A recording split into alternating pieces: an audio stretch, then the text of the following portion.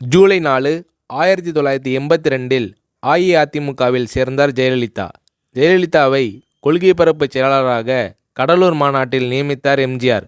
சினிமாவில் மிகவும் புகழ்பெற்ற கதாநாயகி ஒரு அரசியல் கட்சியில் சேருவது என்பது அதுவரை தமிழ்நாட்டிலும் தென்னிந்தியாவிலும் நடைபெறாத நிகழ்ச்சியாகும். அந்த வகையில் அரசியலில் சேர்ந்து சாதனை படைத்த முதல் பிரபல நடிகை ஜெயலலிதா தான்.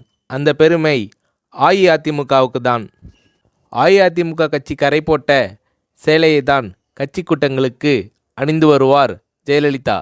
தமிழக அரசின் சத்துணவு திட்டத்தின் உயர்மட்ட குழுவில் உறுப்பினராக நியமிக்கப்பட்டார் ஜெயலலிதா.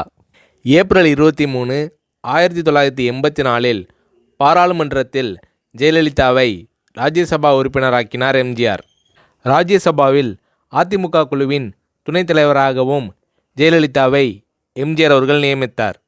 தமிழ்நாட்டில் மின்சார பற்றாக்குறை, மாநிலங்களுக்கு அதிக அதிகாரம் கொடுப்பது ஆகியவற்றை பற்றி பாராளுமன்றத்தில் ஜெயலலிதா முதல் முறையாக பேசினார்.